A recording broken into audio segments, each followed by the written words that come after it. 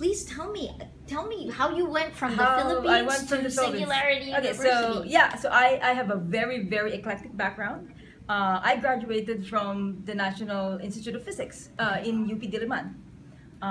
So I did all of my undergrad back home and and taught like for about a year. And then back in 1988, okay, I'm dating myself now. Back in 1988, there was a new kind of university called the International Space University. It was founded by Peter Diamandis. So I got a scholarship from there. Did the summer program. Basically, worked on a startup in Geneva. After that, did my master's in Earth and Space Science in Canada.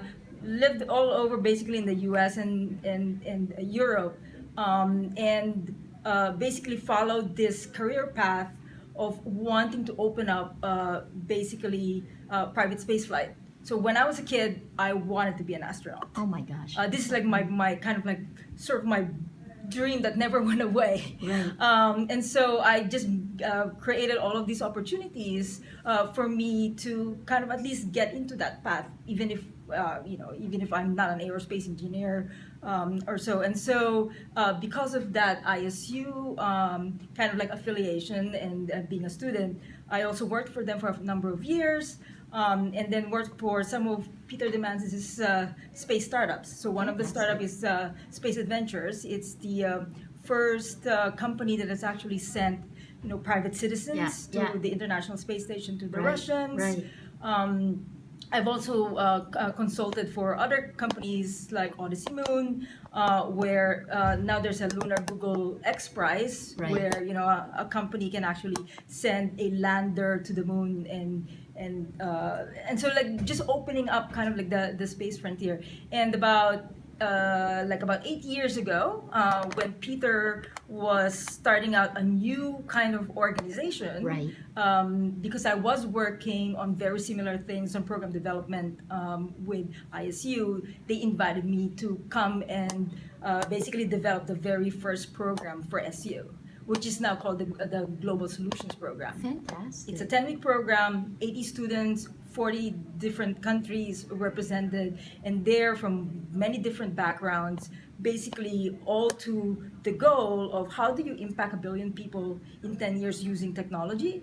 And so they would learn about technology, learn about the problems that we have in the world, skills, tools, and then at the end of that program, you come up with teams and you create ideas and products that would potentially be startups at the end of the program. And so that's sort of like what happened. And over the years, I became EVP of operations for Singularity University, and then now I'm actually what you call a Chief Impact Officer. And my main goal really is to maximize the impact of the organization. The mission of the organization is basically to educate, inspire, and empower leaders to basically apply exponential technology to address the global grand challenges of the world. So, energy, environment, and space is one of them. Food, water, and so forth. And so for me, anything that SU does needs to kind of be leading towards that goal. What are the main ideas that you run into here that changed the way you looked at the world? So, for one, for sure, we teach exponential thinking. So, as human beings, we were taught from a very early age to be linear thinkers. Yes. So, if you actually think about the future and you're trying to predict the future, if you're looking at it in a linear way, but unfortunately, technology today is actually developing exponentially. And so, if you are predicting, then the bus has left the station, or the train has left the station, because that exponential curve is nowhere, like the linear curve is nowhere near where the exponential future is gonna be. And how does it change society? I mean, how moving from linear to exponential? I guess so. In the Philippines, it's an idea that's relatively new. How would you explain it to Filipinos? So I guess if you think about technology today, I think the easiest way to think about this is like, you know, the development of computing today. And most of the time we don't really think about it because, like, you know, in 2 years you like change your phone every 2 years and Right. you're not even thinking about it. But at the same time, the computing sort of like capacity today of the computer has been doubling really for every 18 months. Right. And this is what we call Moore's law. Right. And because of that, basically, if you plot that development, it plots out to an exponential curve. Right.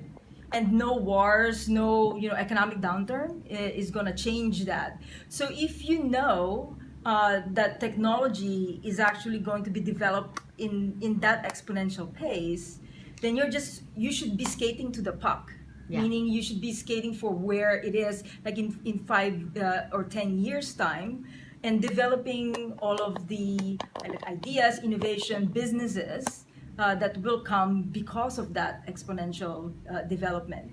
And I think everybody, like all around the world, and for sure, one implication of exponential technologies is as well is that it has democratized and demonetized products and services. So it used to be that only the the ultra rich can actually have access to all of these products and services, but now sensors are getting cheaper, all of these technologies getting cheaper, and even like startups or companies in a garage, which of course I'm sure there's a lot of like great minds in the Philippines, Yeah. who can now leverage this technology for cheap, and be part of this like global economy, global digital economy. In terms of, well, I know we'll talk about ideas, but why leaders? You said educate, inspire, empower leaders. Sorry, Yes. before we go to the leaders, let me ask you then, in real terms, if I get this idea that the technology will change and will grow exponentially, how would that affect my business? You know, if you're a sari-sari store owner, I mean, how would it impact? Or let's go to a multinational.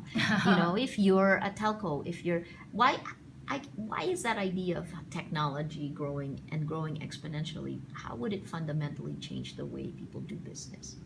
So I think it changes the way people do business because it fundamentally changes the business model. So if let's just take the cell phone, right? Yeah. Cell phone prior to 2007, there were no iPhones and there's no there's no smartphones. Basically, if we really think that it is growing exponentially, Yeah. and so there's just a couple of doublings there, Yeah. that in a few years, what is the form factor of the phone? Is it still really this rectangular kind of thing that we carry around? Right. Or is it going to be, either embedded in you as a chip, where you're not even having to hold this anymore? Or maybe it's like embedded in the brain. And if that's really the case, again, businesses should be looking at, what are the opportunities, like in that frame of time, for them to like either change their business model, change their products, change their services, to be able to cope with that time in the future where it's not very far, actually. And why educate, inspire, empower leaders? Why is that the mission? So we are for sure, we want to touch everybody, and that's why we're like saying, how do you impact 1 billion people? But I think in terms of leaders, I think we're helping create leaders. And at the same time, leaders are the ones who have the capacity to actually make the decisions, and have the capacity to lead other people. So it's a multiplying factor as well. So if you're only talking about a random person in the street, their influence and their impact might not be as big as somebody who is like the CEO of a multinational company, or say the president of the United States. Right. Because those people definitely have the power and the decision making to really radically change either society or businesses. Great. Can I ask you a few questions about Yes. yourself? I mean, how do Yeah. you're, I'm assuming you're an American. I'm right? actually I have dual citizenship, so So- I'm still Filipino. so and what- I'm still and so I have two nationalities. My father still lives in the Philippines, and so is my two sisters. So what's your connection to the Philippines? I mean, how do you look at being Filipino? I guess? So I think once a Filipino, you're always a Filipino, right?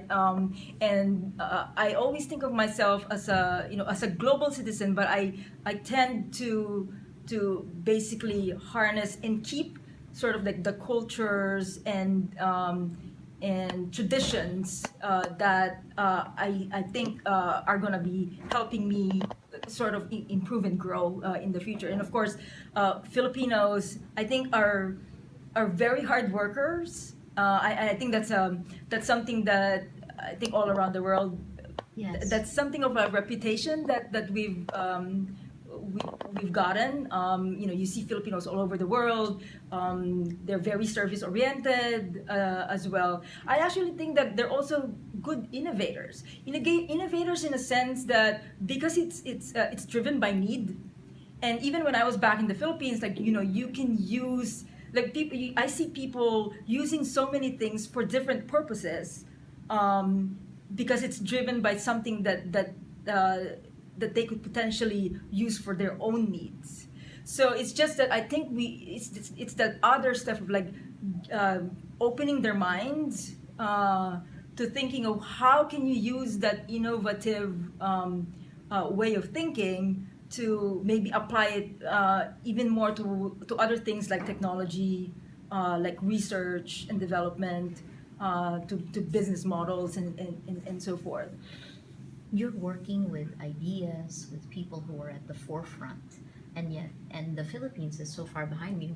How do you see the Philippines being able to use some of these ideas and jump and leapfrog? Yeah, so leapfrogging, I mean, basically, as I was like saying before, I think technology has definitely democratized a lot of things. Yes. And so now it's no longer just the the developed world that have the tools and the training to do this. So I mean, and you can see this like in India, you can see it in Africa as well, where technology itself has helped leapfrog a lot of like traditional either businesses and services. So for example, the financial Yes. service, Yes. where in Africa they no longer, well, they still do use the traditional big banks, but now microfinancing, for example, is one that has just basically leapfrogged like all the traditions, and they're even better than microfinancing here in the U.S. Yes. And so like using the phone as a way of banking is just so rampant in Yes. Africa. And and in here the we're just- Philippines. Yeah, and in Well, the it should be Philippines. more, right? Necessity is the mother of invention, Yes. I think, right? Yeah.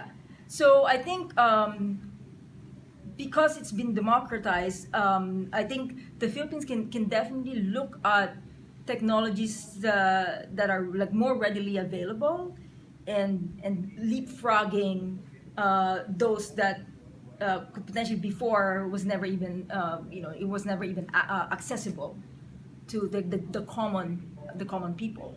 If you were to advise, we have an incoming government. I mean, one idea that you think would help leapfrog or would help push progress or development further for the Philippines, what would it be?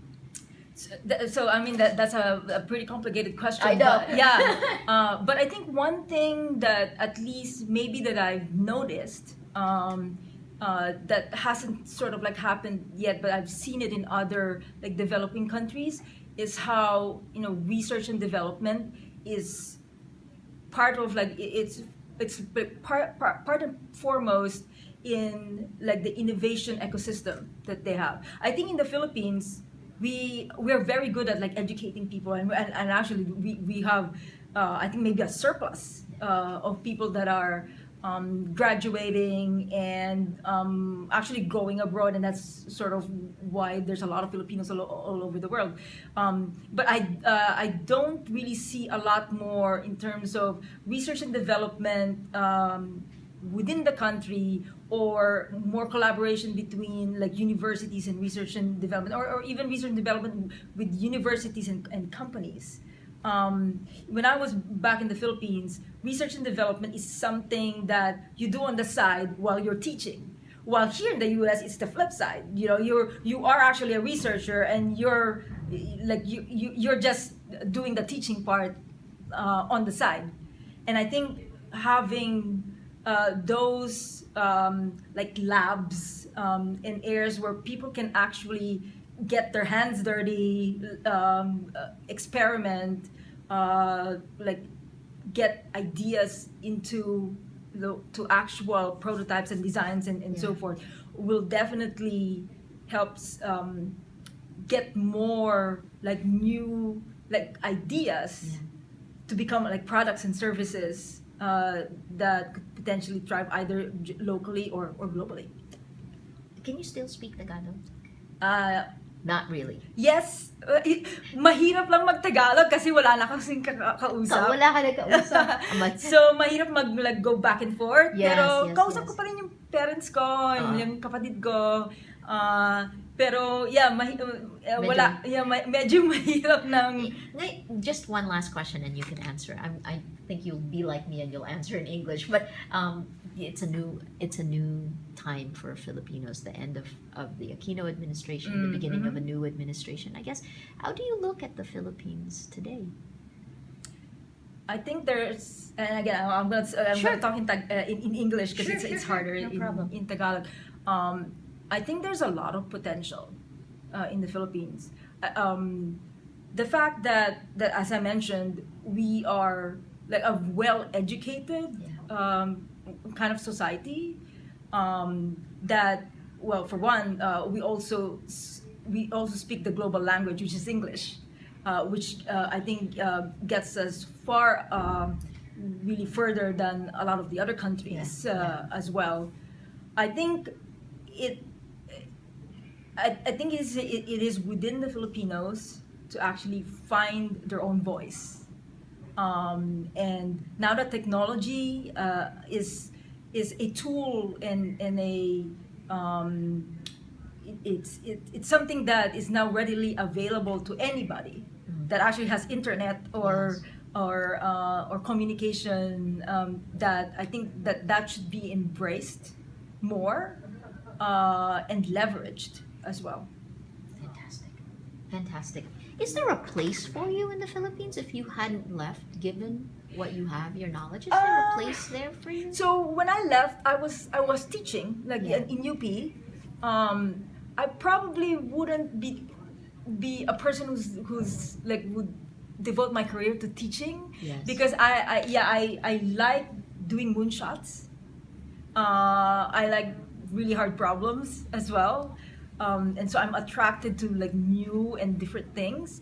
So now though that I mean I know I haven't been in the Philippines like quite recently, but I know that there are entrepreneurs, there's startup companies in sort of community that is now kind of like bubbling up. Yes. I think I'll probably be in those communities to help like spur on entrepreneurs to actually create innovation.